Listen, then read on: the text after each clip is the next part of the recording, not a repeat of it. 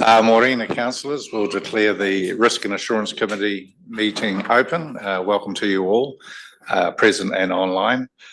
First of all, I have to read the live streaming statement, and I remind all present that the open session of this meeting is being live streamed and recorded, and that recording will be made available on the Bay of Plenty Regional Council website following the meeting. I also remind all present that local government decision-making affords no protection to councillors, council officers and the public for comments made during the meeting that are subsequently challenged in a court of law and determined to be slanderous. First item on the agenda is apologies, and we have one from Chairman Leader. Are there any others? I'll move that they be accepted. We have a seconder. Thank you. Councillor Van Dardilson, I'll put that on in favour, say aye. Against, carried. Public forum. There is no one has requested to come and speak on the public forum. Any councillor online though, I encourage you to participate in this meeting if you choose to. Have online, Mr. Chairman. Peter Moana, I saw. Peter Moana. Thank you.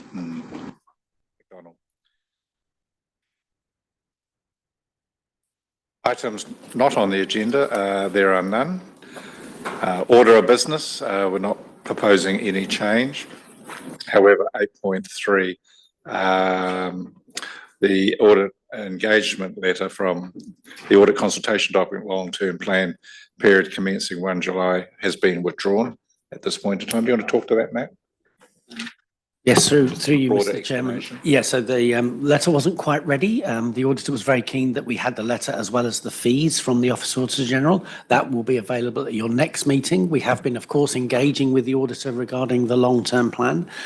So the work programme is being discussed between the teams, but it wasn't quite ready to have the letter for this meeting. That's right. And he did engage with me on that. Are there any declarations or conflicts of interest on matters on this agenda? Bruce. Stuart, if I could just, it's not an interest issue with the agenda that's in front of it. I have been, in my role as independent member of the Risk Committee for Tauranga City, been asked to do a wee bit of work with them around Tauriko West and the development there. That ultimately does involve a level of consenting with the regional council, and I'd just like to indicate that as an interest and that I should be kept away from anything that happens from this side, if that's the case, please. Thank you. Thank you for that. Any others? If not, we'll move on to the minutes. And these are the minutes of the 5th of October. Are there any questions, queries or corrections?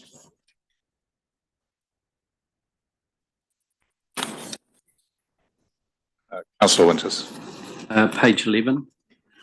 In response to questions, Mr. Chairman, I questioned the net debt at 10.2 million, and in the words there excluded the price per share. That should read PPS, but it's preference shares, not price per share. Can we just amend that, please?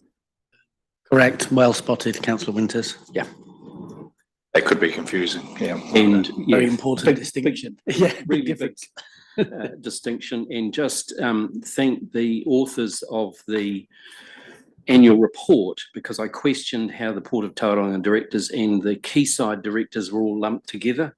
But in our annual report, I read that we've pulled them apart and they are distinctive now. You can see that there is a clear separation. So thanks to the authors of the annual report.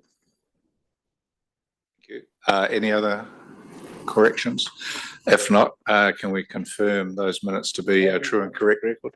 Thank you, Councillor Dardilson and Secretary Tardy. Right. I'll put that all in favour, say aye. Against, carry. Okay, now on to the first report, which is the Chairperson's report. We have it here, presented by Matt, particularly with regard to the 24 work programme and our current one. Can I just say that clearly with so much uncertainty at the moment, our March 24 to September 24 work programme may well change and may well be amended as we see fit to address particular issues that may come, particularly with regard to new government directives, etc., etc. So just be aware that we need some flex in that. Any other queries? Councillor Scott. Yeah, just I mentioned earlier to you, Chair, about risks around our employment processes. It just be good to have in the work plan at some stage, just to make sure that we've got the belts and braces. So through Mr. Chair, we can do a deep dive on any particular risk that this committee is interested in. So that's one matter that we could bring a report back at a future meeting. Thank you. Andrew. Yeah, thank you, Mr. Chair. I don't see anywhere in there where we actually do a deep dive into our operating expenditure. And through the long-term plan, we've continuously asked for efficiency and effectiveness to be reviewed. We don't. We're told historically that this is has been moved from the risk and assurance to full council, but it's never cut. We never have time in a full council meeting to actually do the appropriate deep dive, and I think it should be as part of this committee. When you look at the figures, there's some exceptionally large increases in operational expenditure in the plan, but no justification or detail on that. And I wonder if it shouldn't be the role of this committee, and which historically it was, and we changed the name to risk and assurance, and it seemed to go away. But I think there's a gap, and this is the appropriate committee to drill into that. And I would like to see. I mean, we're now that far down the track on the long-term plan that it's getting impossible. But I would like to see with urgency a deep dive into the operational expenditure of our council. We could, it's open for further discussion, but we could easily scope something up to be actioned early in the new year, or potentially from the 1st of July. That's quite a big task, but I agree. It is a fundamental role of this committee. It's an audit function in many respects, but other commentary, we just need to understand really the parameters of that, so the staff can potentially draft up some scoping for that, because that's a very broad issue. And we need to make sure that we're focused on positive outcomes, not just looking across the whole organisation, which we tend to do through the LTP, but other commentary first, then we can see what we can narrow down. Bruce and Titatu. Thank you. Thank you, Stuart, for the chance to comment.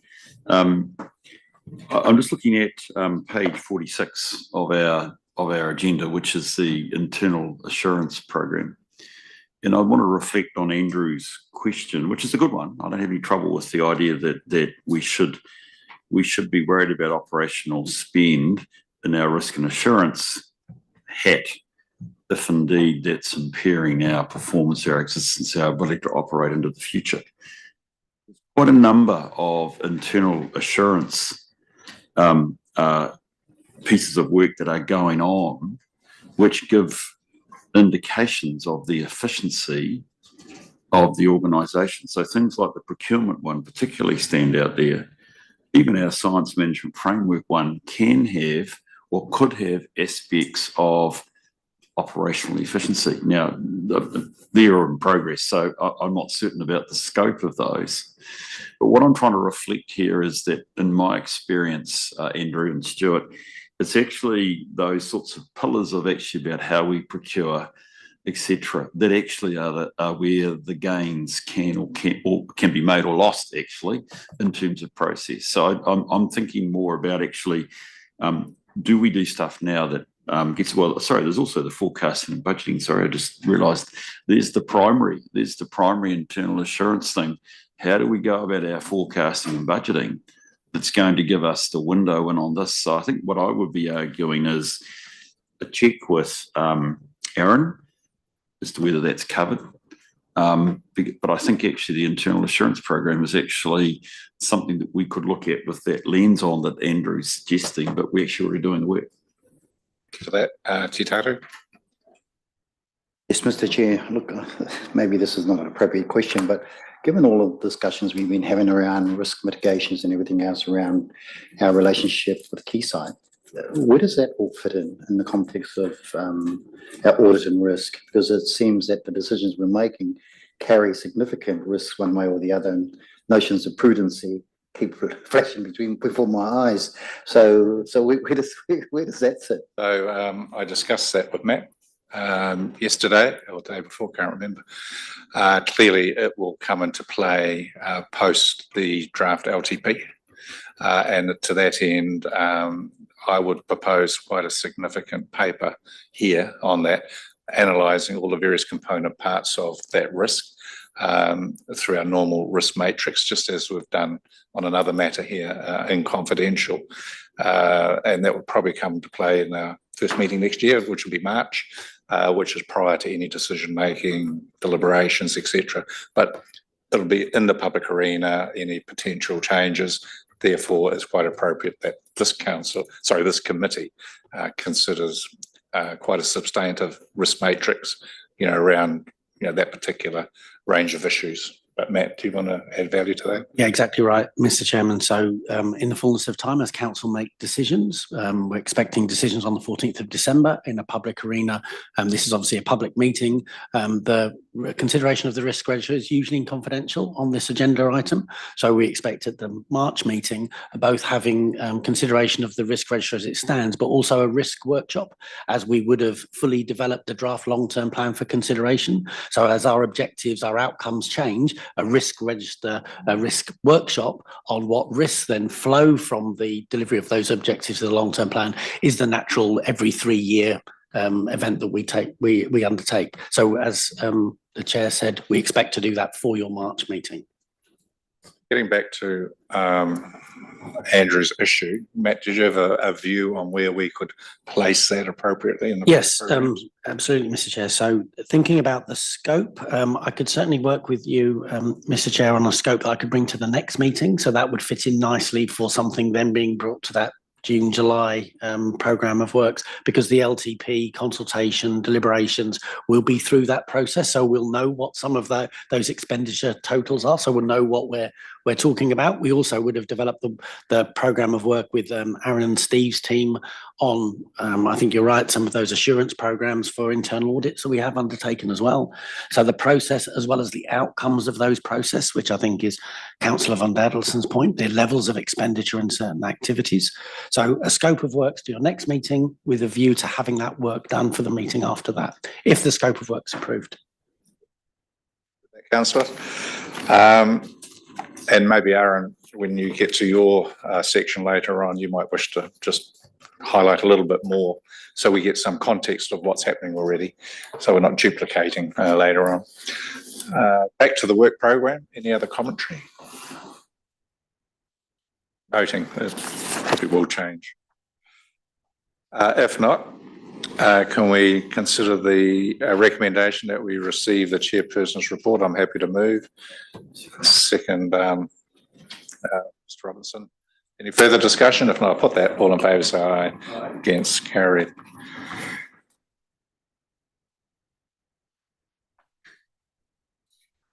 Now on to the next report, which is a very good report, as you're aware. Our good friend, the Ombudsman, did an investigation on 8 councils, I think it was, Steve, from memory, which I read the report some time ago, with regard to the procedure of using workshops.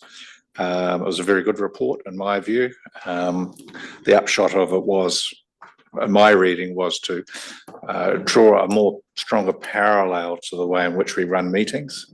That seemed to be the guts of it. In other words, replicate that in many respects. He had no issue with workshops per se. The 80 investigated, there was no major issues, but there are a series of recommendations. And so we've done an alignment with our procedures and those recommendations, and are looking for some changes. I have to say, though, it's been the default position of this council for many years to have workshops in open. And over time, we've refined it to take parts of it where appropriate into public excluded, or if necessary, all of it. So I think we were on the right side of that ledger initially, but there's always room for improvement. So Steve, did you want to add to your report? Yeah, thank you, Chair. Morning to members. Yeah, it's interesting you raised that point about workshops public by default. We did participated in a separate survey of 8 councils just around our existing practices, and only 25% of those 8 councils do that. So we're kind of ahead of the pack in a lot of these measures, as you've highlighted. Yeah, it was a very interesting report, and I think what I took heart from in it was that the Ombudsman recognised the importance of workshops as part of a healthy decision-making process, that they provide an opportunity for, you know, a more detailed conversation. He didn't find what was alleged that kind of instigated the report that decisions were being made inappropriately in workshops. Didn't find that, but as the chairs noted, did make a whole bunch of recommendations that largely align workshop practice with meeting practice. It's been a really useful opportunity for us to review our settings and make some changes. So we were compliant with around 2/3 of the recommendations without having done anything. A further 20% we were largely compliant with, but there's a few things we could do, and then there's 4 where we need to make some decisions about what we want to do about them, which is the purpose of this report. There's some things we can just get on and do, which we will. In fact, we've already started doing internally, and then there's some things where I'd feel a larger level of comfort if I knew that the council had a chance to consider. And one that I think is of particular interest is the matter of recording every vote and recording names against it, which certainly isn't our current practice, and not the practice of many councils. I think of the 8 that I mentioned, we surveyed, Wellington City Council was the only one that does that routinely. And yeah, I suspect it would change the nature of conversations that occur. And there would be a time cost. It would take, a couple of minutes per resolution probably for that process to play out, unless we invested in an electronic system like Wellington City Council's got. Yeah. That's probably all I need to say. Happy to. Yeah. Commentary, observations from members. Councillor Van Dardilson. I don't know if this is the appropriate place to bring this up, but when we talk about workshops, we talk about workload. And it's just an opportunity for and I'm not sure this is the right place, but I am really concerned, and I'll give the comparison of Tauranga City. We have 4 commissioners getting in the 300,000 to 400,000 bracket each, and they're expected to work 3 days a week. We are getting 60 to 70,000 as our lay people.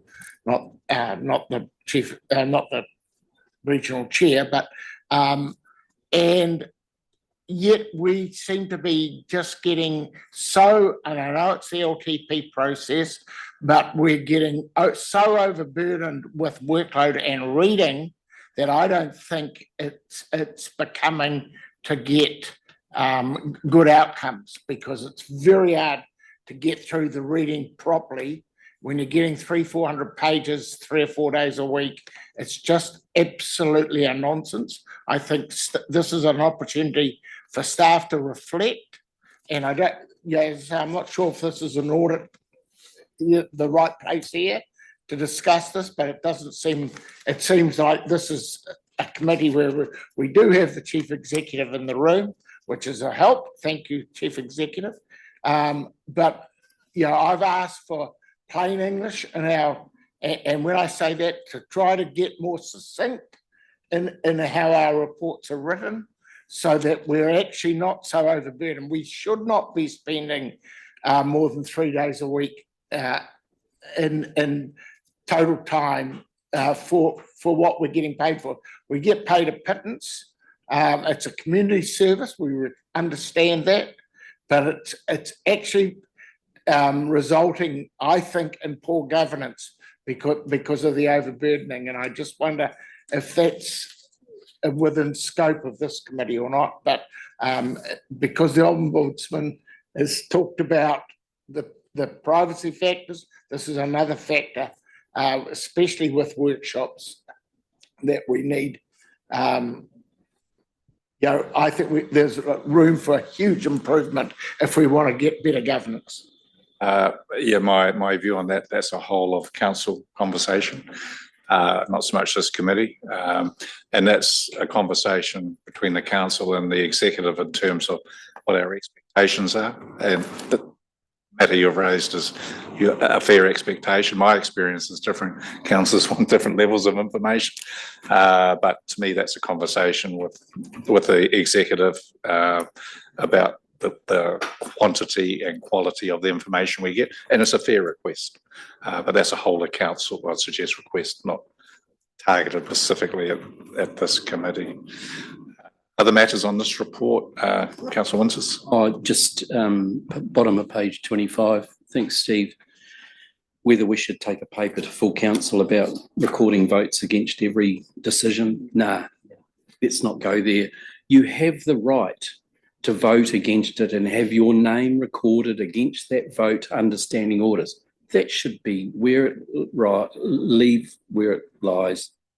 Let's not go down all those in favour, those against, What a waste of time. Yeah, and through standing orders, you can ask for a division. Which You can does the ask for a same thing. division. Yes, you've got those mechanisms in place now, Mr. Chairman. I don't think we want to go down this line. Anyway, I think that is a whole of council decision because it would need amendment to standing orders potentially, Steve. The standing orders allow for it, but if you wanted to make it compulsory, that would require an amendment to standing orders. Yeah. Deal with that initially. Is there consensus that that matter does go to full council? Say, what is the process? Do we make a recommendation to council that goes so that that's the way it gets on the agenda? Steve will write a report. Yeah. Say this is an outstanding matter that has to be considered by full council as a standing order matter, and they can say yes or no. All I was going to do is, Kevin, I agree with you. I'm not certain it's needed because exactly most of my experience is that you record, generally people that vote against something want their names recorded. You've got a clear record. All I was going to say from efficiency, I laughed about the Wellington thing because I keep forgetting to use the remote and say, just do the normal thing that we do here.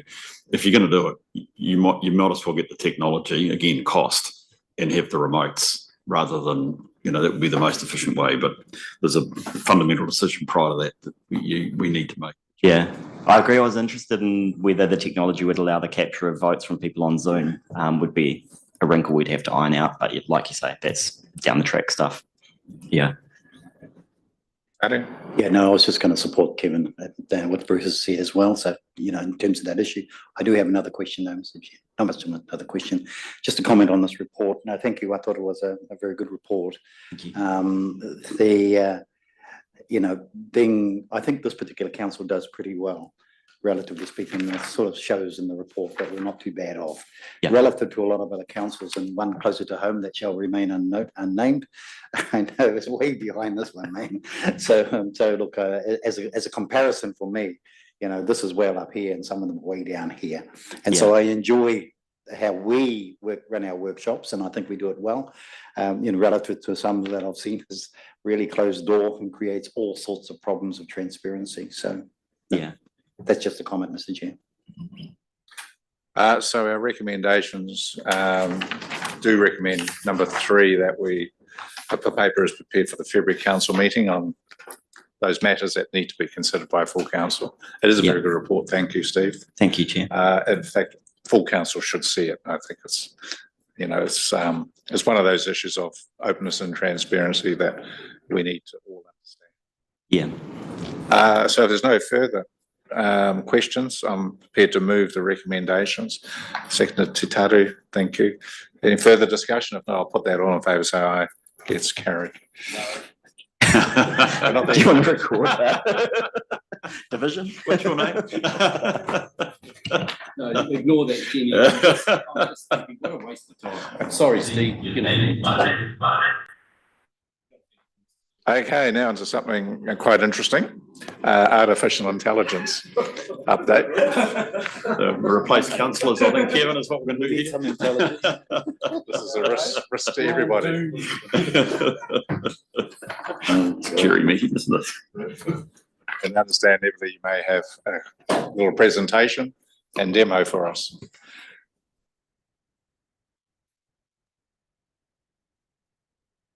Ominous. Are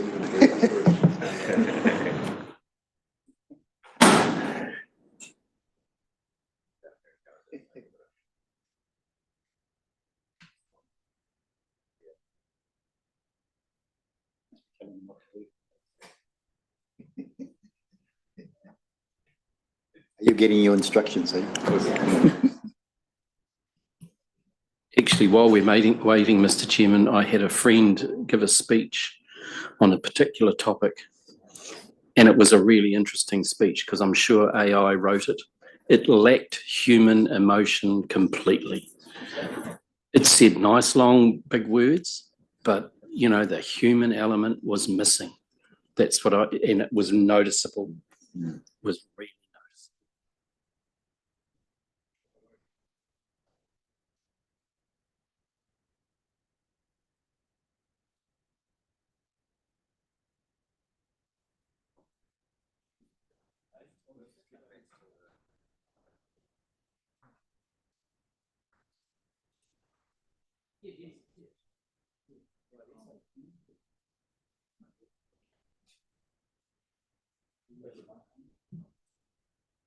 Morena koutou.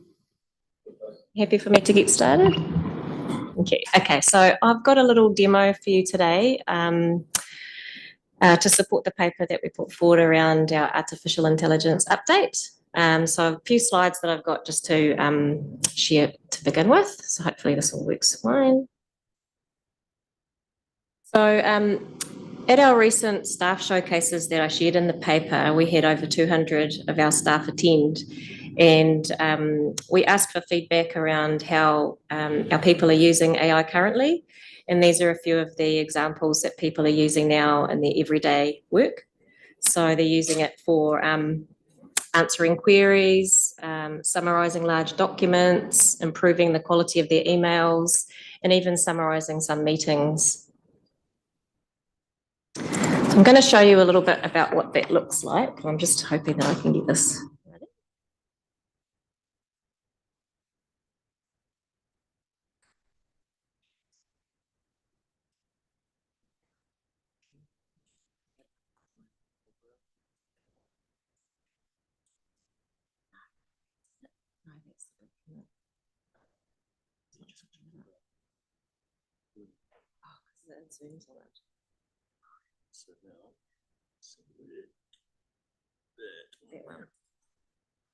Yeah. Thank you, Gemini. Yeah.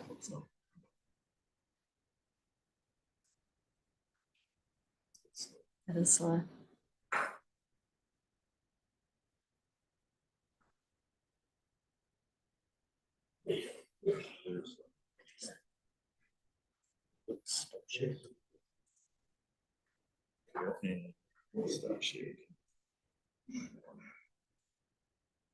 Yeah. There we go.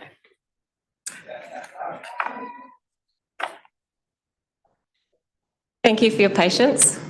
So on the screen, I've actually got TCC's consultation document for their long-term plan. And it's just in a browser. So I've just gone to their website and opened that document. It's just over 100 pages. It's a PDF document. And in my browser, I can actually ask Copilot here. So if I click on this, oh yeah, it's a little bit slow. We'll actually bring up a Bing chat window. So on the right there, I've got Bing chat and I can click on, I can actually ask it to generate page summary. And what you're doing, Everly, is anyone could do this. Anyone So can, I can do it, anyone can do it. yeah, so this is available for anyone to. Absolutely. So Microsoft Bing Chat is a secure generative AI platform that follows ethical guidelines. and protects our organisation's data. So we're actually promoting this platform for staff to use. It's part of our existing Microsoft license agreement, so it doesn't come in an additional cost for the organisation. And so in this example, I've asked it to summarise this consultation document, and you can see that it's starting to generate some text on the right there. There is a licensing limitation with our current version of this, which means it will limit the word count. So it will only generate up to 2,000 words at this stage, but that's likely to change as the technology evolves. So you'll note, unlike many generative AI platforms such as ChatGPT that some of you might have used, that it will actually start to provide references. So in this case, it's looking within the document. It's actually referencing the parts of the document that it is generating text from. But if you are asking it to search information from the internet, it can go out and actually provide you with the references. So that's a really good thing because you can actually check the source of information for correctness. So it's just going to keep continuing to generate text there, and I think it does about 5 parts in total. So the information that it's summarising will give a broader understanding of the purpose of the document, the key strategic framework that they've utilised, and some of the most significant challenges. And it's highlighting some of the opportunities outlined in the document as well. So any of that information can be exported into a Word document that staff can analyse. So as you can see, it's taking a couple of minutes to summarise a 100-page document, which is a huge time saver. So I'll just keep that running in the background. It's continuing to generate text there. What we can also do is up the top there, I've got a compose button, so it can actually compose text as well. So I can ask Bing Chat to draft a submission on that same consultation document and actually draft it from a Bay of Plenty Regional Council perspective. So we can ask it to produce it in a certain tone. So in this case, we'll do professional tone.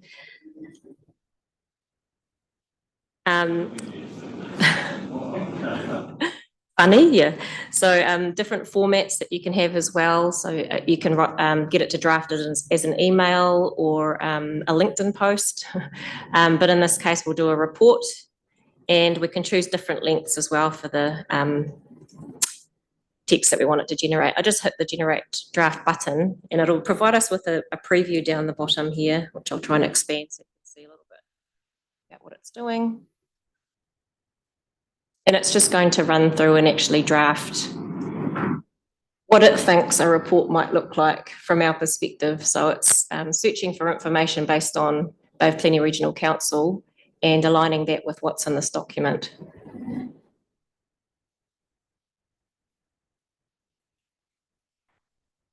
It's just going to tune away in the background there, and then we can export it to Word. So one of the key things we're doing with staff, and I mentioned it in the report, is that we've developed these guidelines for our people so that it ensures that when they are using these tools, they are validating the source of the information. They are making sure that they're not entering information that could cause a privacy risk, for instance. So everything that they are using these tools for is for publicly available information only. And also we recommend that they take responsibility for ensuring that people are aware that the content has been generated by AI. Yeah. That's just a brief demo of the current tool's capability. Yeah, can I just ask a question? Just one question on publicly available information only. So a lot of the work that might happen within council is actually not publicly available. It's stuff that's been generated by our own scientists or whatever. Does our policy preclude using that? It does for the tools that don't keep our data private. So Bing Chat does. It doesn't save that information and use it to train the AI, whereas ChatGPT is actually capturing that information and storing it within the system. So this is why we recommend Bing Chat, because it does protect our information. So in a sense, you can do some internal generation, but anything external we shouldn't be putting in those other tools that don't protect our information.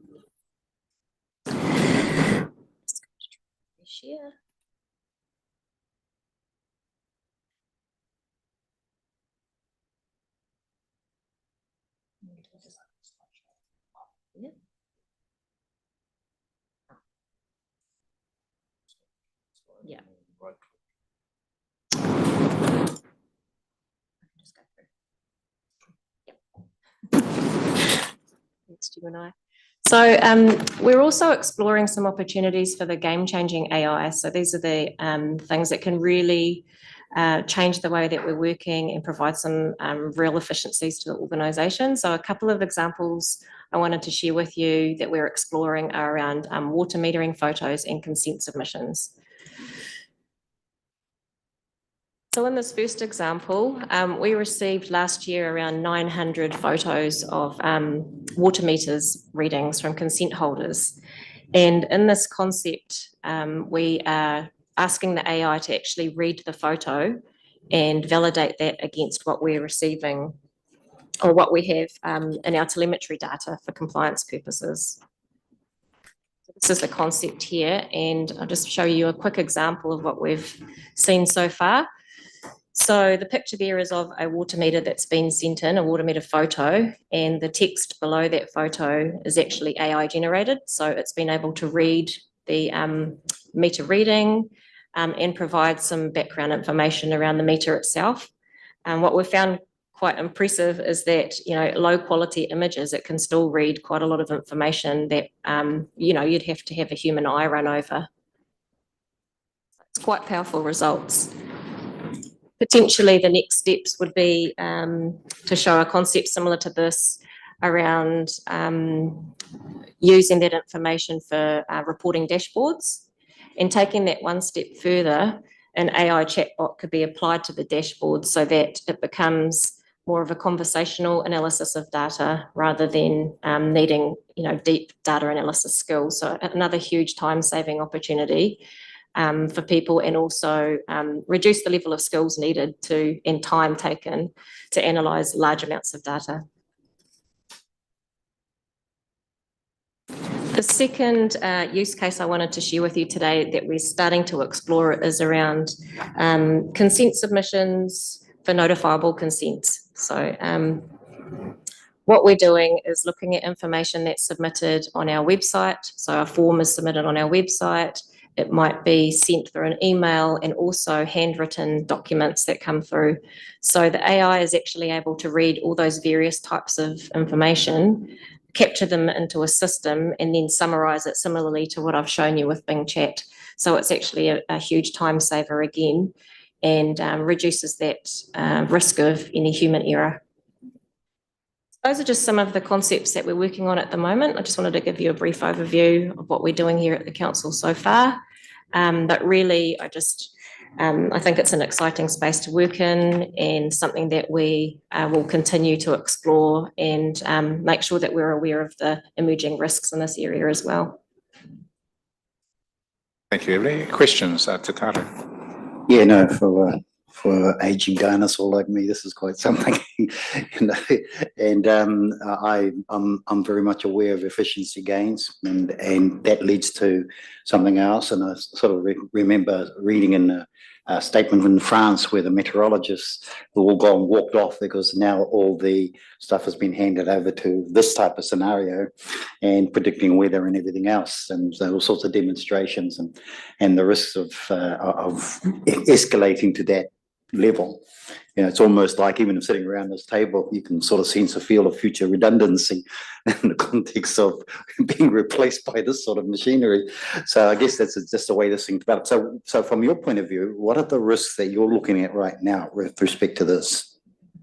I think what we're trying to do is make sure that the information that we're putting into the system is appropriate, and that the outputs are monitored appropriately as well. So it's very much an emerging space, and we're all learning, but it's keeping an eye on all the best practice advice that's coming through from our vendors, but also other government agencies. So we are working quite collaboratively across the sector and sharing information and how we're addressing these risks together. So it is definitely a learning space, both the opportunities and the risks. What would be required, I think, from an elected member's point of view, because we access a lot of data. Most of us, I'm assuming, do our own research on various matters. I use Dr. Google a lot. to understand, particularly some of the science, things like that. What risks would we pose? But more importantly, what benefit could we gain from using, the particularly Bing Chat? And is that on most Microsoft licenses, our own personal ones, or would have to check on that? We have an enterprise license for our Microsoft software that we obtain through the Microsoft All of Government scheme. So most government agencies do have access to this now, and it is actually appearing in more and more of their software products. So it will become available. There are also licensing that you can pay to access this. So, I mean, I can provide some information on that if it's handy. Maybe we might need a process where we can use a secure format of AI. I would definitely recommend in our own workload. accessing Bing Chat because it is the more safer platform, and the controls that Microsoft have put in place make it a much better option than just using the publicly available free versions of AI. That up for us, please, Matt. Thank you. Andrew. Thank you, and thank you for bringing this to us. I've used the ChatGPT or whatever it is myself, and found limited because it doesn't forecast. It's just looking at back information. I'd love it to do economic forecasts, but well, it would take a lot of work, But anyway, really appreciate what you are doing as a council in this space, and because this is the future, and we need to harness it and make sure we're harnessing it well. So my full support. What my question is, how far down the track are you as an organisation in using this? Is this standard practice across our organisation now? If not, when? And what checks and balances have we as an organisation put in to ensure that our risk analysis is robust? Yes, so we have the staff network that we've established, which has got a group of influential people in the organisation that are exploring those opportunities for AI. And we're developing and reviewing our guidelines according to those emerging opportunities. So we've got really good engagement across the organisation, and I think with the staff showcases I mentioned, and having over 200 staff attend was just amazing, and people are really excited about these opportunities, but they're also very aware of the risks. So some teams are more confident than others, and we're just trying to make sure that they have the support that they need to utilise these tools safely. Councillor McDonald online, you had a question? I do have a question, and the question is to staff, is around what you've shown us with how you've used the TPC LTP as an example. I think it's a great tool, and my question is around how early would we have access to that for the public to be using when we go out for consultation on our LTP? Because the benefit I see in this is the ability for the community to use it as a tool to help them with the submission process to our own LTP. So I guess my question is, how far down the track are we for the community to be able to respond using this tool to our LTP? Mr. Chair, I think this may well be our first long-term plan where we do receive submissions that have been written by ChatGPT or one of the other tools. So I think, as some council have already pointed out, it might be easy to spot the ones that have been written because of their lack of emotional, lack of people-centric language. But this may well be the first time we receive submissions from AI tool. Obviously, councillors would need to consider that through the submissions process, but that those tools are out there, as Everly said, for people to use now. Once we put a submission consultation document out there for submissions, I am sure we will receive some submissions using that AI tool. And just one more question, please, Mr. Chair. How will this alleviate the work that council staff have expressed around helping submitters? Will this take an element of burden from staff?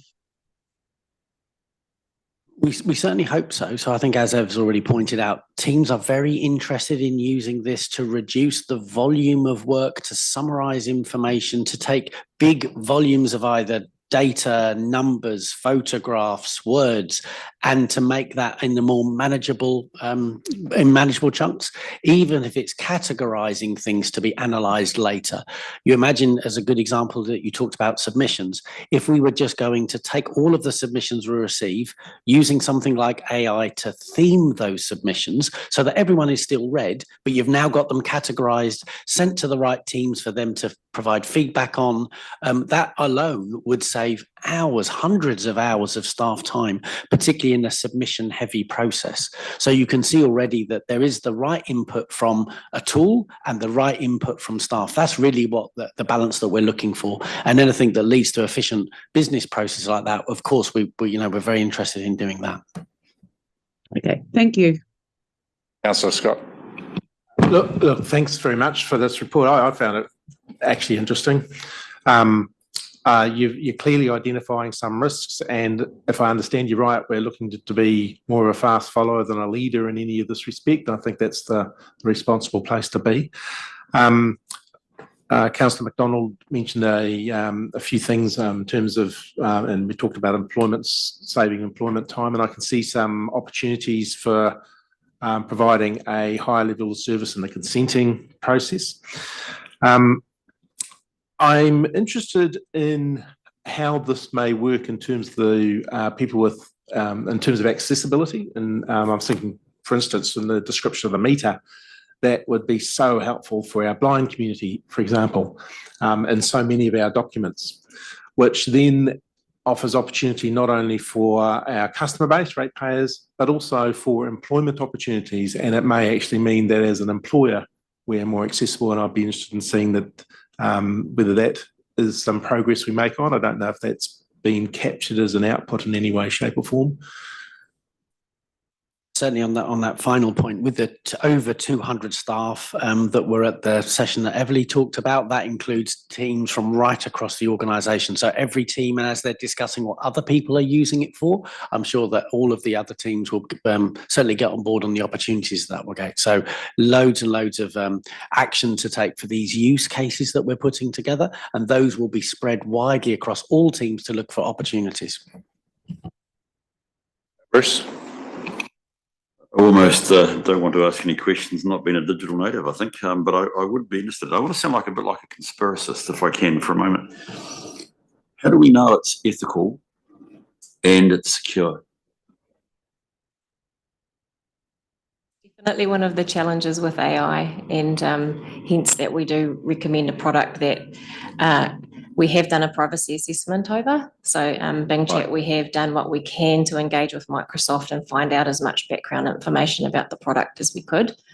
And some of those other tools that are available, we can't validate. So that's the risk, and why we're recommending tools like Microsoft's Bing Chat. I must say, and this is sounds like a technical question, but it's probably asked in a dumb way. If it's not using our data, I wonder how it learns. Because I think that's the whole idea of Chat GPT, isn't it? It just keeps feeding it in large language model. It just keeps learning. It just makes me wonder how Bing Chat learns, but that's another story. They must do it somehow, some other way. Look, just a question. It's not a problem, because I think going back to what you said, Ron, we're trying to be fast followers and capture the benefits. How big an effort is this for the region to be able to capture the benefit? I'm sort of almost saying cost. What's it taking to do this? You're obviously heavily involved and probably got a team behind you. Can you give me a sense of the program we've got here to develop this further, please? Firstly, just I'll respond about the Bing Chat training. So Bing Chat's actually based on ChatGPT-4, so it is consuming all the information that ChatGPT has, but it's not training the model. Yeah, so, but as far as the time that we're investing in exploring AI, I mean, in the digital space, that it is part of our BAU really, and it's such an opportunity that we strategically are moving in that direction. As far as staff time, I mean, our network meets monthly. We have an hourly meeting, but really it's about capturing those opportunities and risks across the organisation and communicating and collaborating on those. And all the other councils that we're speaking to are working in that same space. So we're sharing information as well. We're not doing things on our own in isolation. So we're also getting our best practice information fed through from one of our analytical vendors that we work with, just in our normal everyday digital BAU. So I see this as part of our everyday work now, rather than an additional thing that's costing extra. Essentially, you're saying that you're integrated into BAU. It's not a nice to have or whatever. You're seeing it as an integral part of our way of doing business going forward. So thank you for that. Appreciate that. Just a technical question. If on our council laptops, etc., are we able to access this? I'll need to clarify that, but you should be able to under our subscription. We can. I'm just getting a summary of our long-term plan. Thank you, Te Tare. Just a couple of questions. Everly, thank you for this. It's fascinating. And my young fella's into this stuff too, and I just turn off. But one of the things that, just so your background, how long have you been focusing in this particular area, developing your own skills and sense of this whole thing? Thanks for that question. Actually, it's been coming through in discussions in my work in the digital space for probably the last 12 months, really since the emergence of ChatGPT. So that was in actually November 2022, where it became publicly available. And as I mentioned in the paper, AI has been around since the 1950s, but really it's grown in popularity and capability because of the amount of data that we have available now, and the technology uptake across the world. And by making it more accessible to people, we can all kind of learn and play with these tools, if you like, and build our capability together. So really it's only been about 12 months since we've been really using these generative AI tools and seeing the quick uptake. I think with that, my son would say the next question is a dumb question, Dad, don't ask it. But I mean, we talked about human interaction and human feel in the responses. Is there a journey in the context of humanizing the responses at all? I mean, basically getting more of an emotional feel or using the right language that might sort of make it sound a little bit more plausible, not machine generated? Yeah, I think the tools are actually getting better in that space. And you might have noticed in the Bing Chat screen, it has different settings that you can apply. So it can sound more not so professional. It can sound like it's an actual human, but we always say to check it and humanize that content. Make sure that you run your eye over what it's generated and ensure that it's actually sounding the way you want it to sound and that the information is actually correct. Not a dumb question, not that at all. In terms of translation in Te Reo, is that advanced yet? My understanding is that is actually making some huge headway as well. So the translation tools that are already available are training the AI algorithms as well. So that's going to be a huge opportunity. I hope that Te Aroha dialect is to the fore on that one, Mr. Chair. Major debates over that. Look, thank you, Everly. That's fantastic. And I think maybe, Matt, we need an update on this, maybe in 12 months' time, 18 months, just to track it, to see how it's advancing. So thank you for that. And with that, we have a recommendation that we receive the report. Thank you, Andrew. Move it. Second, Te Tare. Is there any further conversation? If not, I'll put that. All in favour, say aye. Against, carried. The next report is with regard to the rates risk report in terms of its implementation. And we have Joe and the team coming up. So we had a little insight into this in Kevin's agenda last week, but this is making progress as we go through. Ata Mārie councillors, I would just like to present this report today, but I would also like to have introduce Annabelle Taylor along, because Annabelle was such a key force in terms of the implementation of the actual rates project. I will hasten to say I probably should have used ChatGPT to refresh my report, because I noticed in the actual title, implementation, spelling error. So I was thinking, that was always, yeah, was it you, Matt? So I thought it was quite funny when I had a quick look and I was following Everly, and I thought, that's always a good thing. So we will need to just update the recommendation with that correction in spelling. But what I would like to sort of just touch briefly on was the success of the implementation. And in regards to that, just because of the accreditation or the fact that we've just been through audit, and audit had no findings.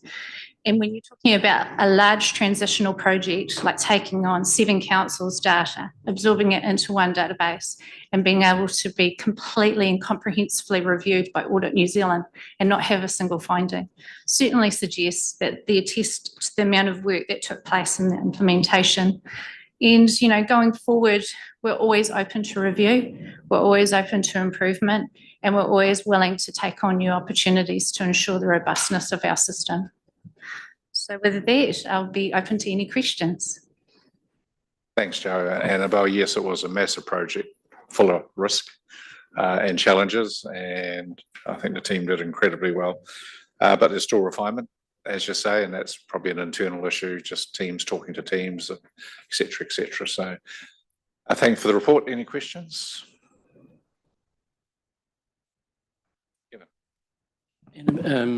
Thanks, Joe. Our call centre. So there was a report of complaints and people were 297 in the queue. Was that correct? And if so, how are we going about calling people back when they are in a queue in terms of making sure that they are responded to in a correct timeframe?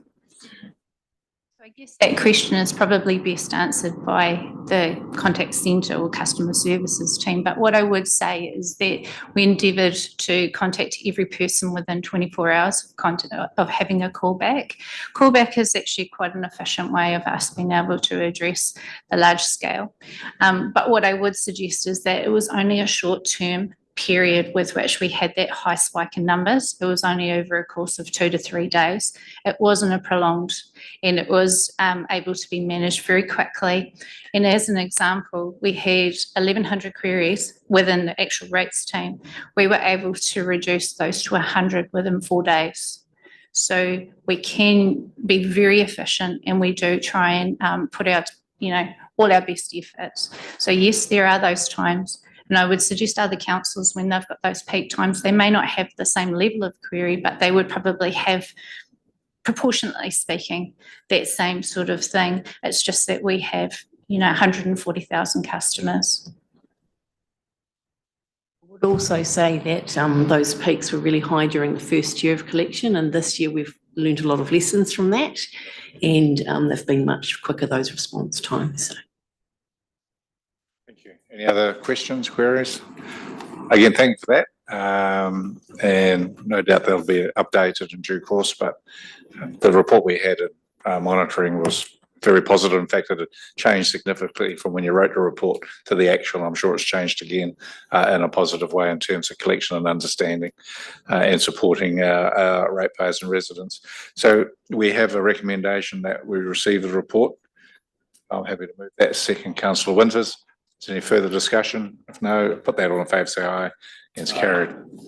Thanks, Joe and Annabelle. The next report is our internal audit status with Aaron. I'd like to come up. Where we're at with all our projects.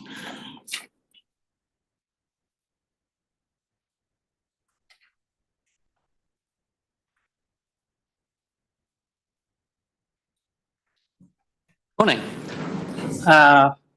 It's a pretty brief update, this particular report. I'm happy to take that one as read and take questions. Before I get into questions, just in regard to the scopes for the current year audits, the procurement review inherently has value for money as a scope item as main objective. The science review is more geared to making sure we're getting the right information out of science. We could incorporate efficiency into it as long as there was an attention between the two objectives.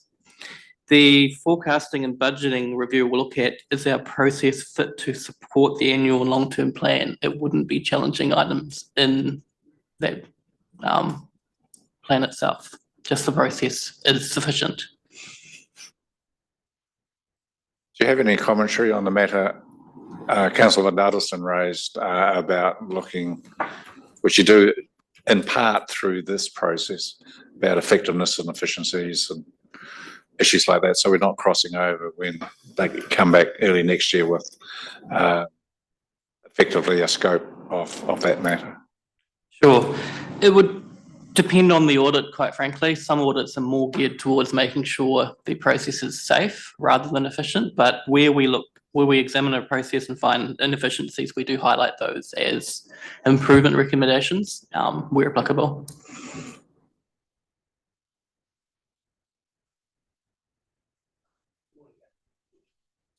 Good morning. I'm interested. Sorry about that.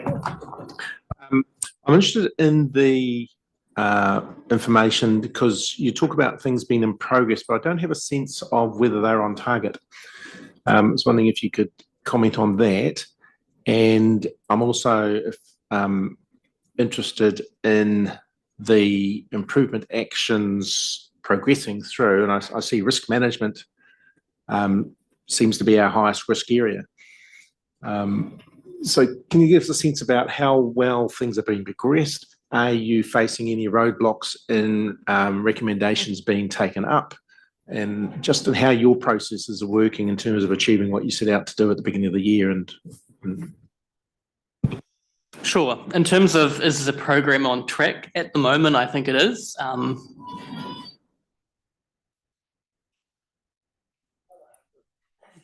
That's not AI working at all, it's human.